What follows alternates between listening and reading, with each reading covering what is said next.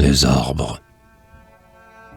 Chaque fois que je vous retrouve à ma fenêtre, arbre parisien, nourri d'un soleil pur, je vous salue avec tout l'élan de mon être, vous qui parlez d'espace et de joie et d'azur, à ce cœur, comme vous, nostalgique et champêtre, et que la ville noire étrangle dans ses murs. Vous m'évoquez parmi la campagne infinie, aux frères villageois bourgeonnant au verger, quand le printemps va naître, ou ruisselant de pluie, ou claironnant l'été sur la route éblouie, ou quand la chienne aboie au ciel de la prairie, rassasiée de flammes et d'orages chargés. Et vous leur ressemblez quand l'automne mystique les fait choir, feuille à feuille, au versant des talus. Quand, sur eux, passe, aux fins de jours mélancoliques, la bénédiction d'un suprême angélus. Soit quand l'hiver blafard, noyé de brume, applique sur le rouge horizon leur grand squelette nu.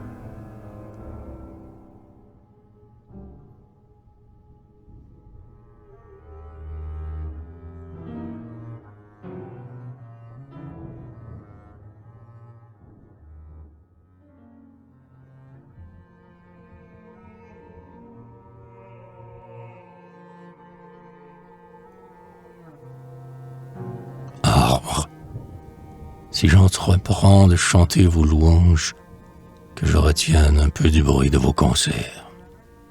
Mettez, aérien orchestre aux voix étranges, tout votre emportement lyrique dans mes vers, pour que, vivifié comme au soir des vendanges, l'ivresse de Cybèle y respire à travers.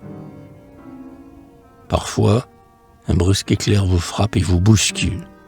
Vous êtes, comme l'homme, en proie aux éléments. Je sais vos gestes fous déchaînés par les vents, et vos torpeurs et vos tragiques crépuscules, et ce que votre feuille au riche vestibule met d'extase bleuâtre et de souffle fervent. Vous formez des châteaux la pompeuse avenue, où l'histoire fulgure en poussière, au lointain. Toujours sonne à votre ombre une flûte ingénue, et l'idylle y soupire en robe de satin. C'est le nom de Watteau que clame, sous la nuit, des jets d'eau balancés le murmure argentin. Ovide, redis-nous comment vit sous l'écorce et se métamorphose un long peuple d'amants. Dis-nous comment la branche emprisonne un beau torse. Est-il poète au sein des éblouissements de l'été, s'il étreint une tige avec force, qui n'est parfois d'un cœur senti les battements?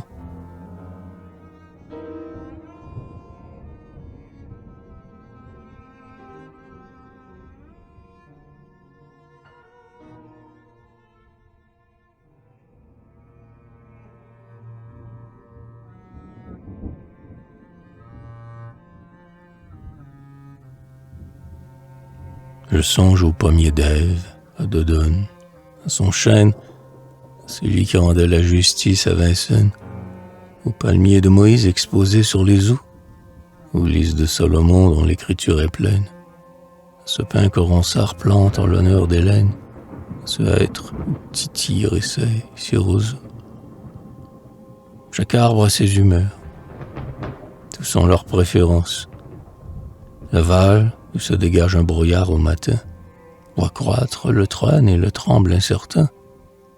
Le saule d'un lac pur aime la transparence. Le cyprès les tombeaux, l'olivier la Provence, et c'est au lieu tonnant que trône le sapin. Je vous aime, tilleul à l'ombrageuse voûte.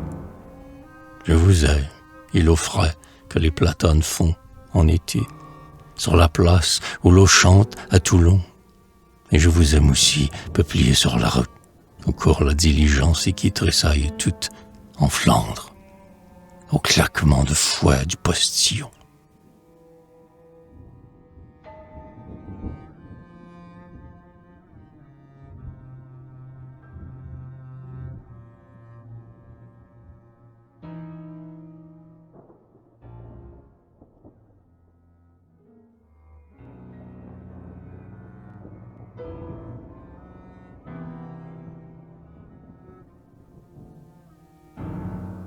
Une oreille sans filant me contait vos histoires, bois profond.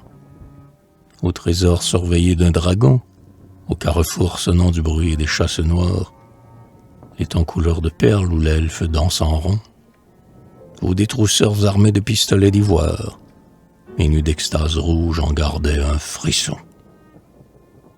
Ah, comme vous berciez ma jeune âme recluse, vous me jetiez votre ombre au mur de l'hôpital. En classe, importuné des rumeurs de l'écluse, mes yeux d'enfant, déjà possédés de son mal, vous réclamaient sans cesse à la vitre diffuse, et fuyaient avec vous au long du vert canal.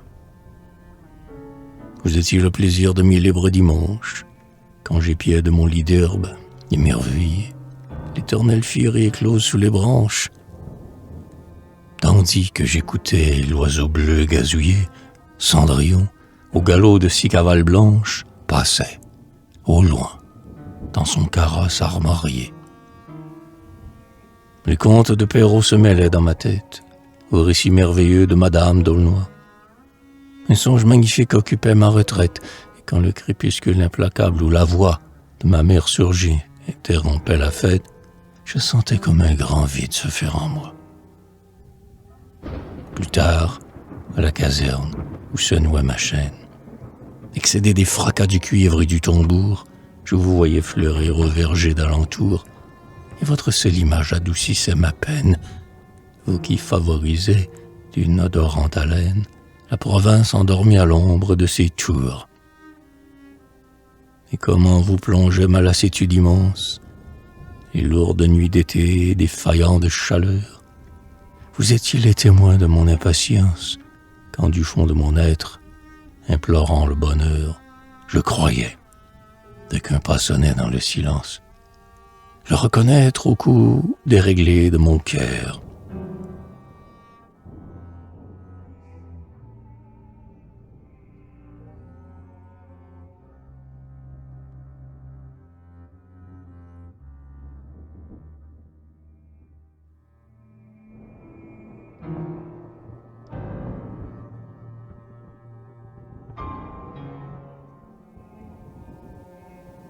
Vous savez de quel feu j'ai votre gloire inscrite, vous qui portez la manne et l'encens et le miel, et célébrez vos noms divers selon le rite, depuis le cèdre énorme au flot torrentiel, jusqu'à la minuscule et frêle clématite qui semble un bijou vert découpé sur le ciel. Que j'ai pleuré de fois votre ombre, ô charmille, lorsque le rossignol déchirait l'air de tri, exaspérant du soir les songes parfumés. En banlieue, où la nuit plus librement pétille, souvent ma rêverie a surpris sur les grilles vos mystères, gardiens des vieux logis fermés. Arbre cher, quand la lune argente le village, à l'heure où le silence installé règne au loin, et qu'un reflet glacé vous prête le visage de veilleur dans la plaine, armé, la lance au poing. Mon oreille attentive entend votre langage, et ma mélancolie à la vôtre se joint. Votre vertu s'emploie à n'offenser personne. Sensible et résigné, j'écoute vos raisons. Votre genre libéral à qui passe abandonne au sucre, aux fleurs, aux fruits, vos parfums, vos tisons, et les joyaux mêlés de votre ample couronne, tour à tour, selon l'ordre arrêté des saisons. Vos rameaux repliés, confidents de la terre, savent le mot que cherche en vain l'homme impuissant. J'y vois paraître au jour un peu de noir mystère. Tant de sérénité pacifique en descend que la détresse humaine y prend lieu de se taire et que s'éteint l'orage allumé dans mon sang. Vous êtes l'évangile où je m'applique à lire. J'écoute au fond des bois votre oracle jeté, et qui vous considère en votre obscurité. Il semble à chaque instant qu'une étoile va luire, et l'âme suspendue attend que se déchire le voile impénétrable où gît la vérité. Vous rappelez aux cœurs assoiffés d'aventure que l'ornement du monde en couvre l'imposture. Le sage, comme vous, sans changer d'horizon, s'éblouit du désir où tout se transfigure, et voit de l'univers qu'il recrée à mesure, glisser l'image en rêve au mur de sa prison.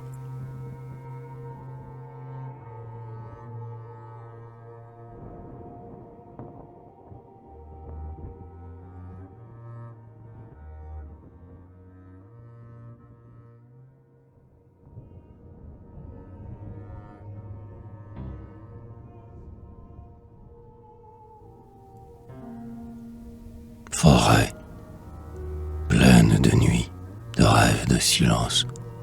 Enseigne-moi la plus utile des vertus, mais la plus difficile aussi, la patience.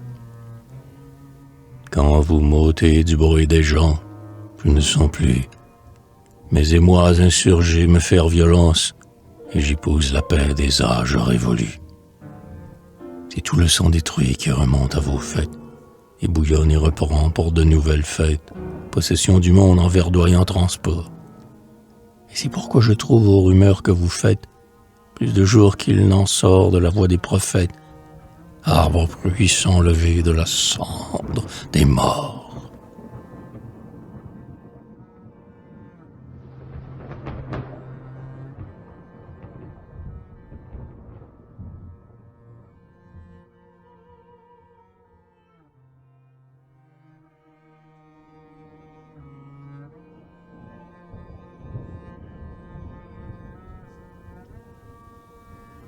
Maudit qui porte en vous la hache et la cognée, si la seule avarice a dirigé son bras.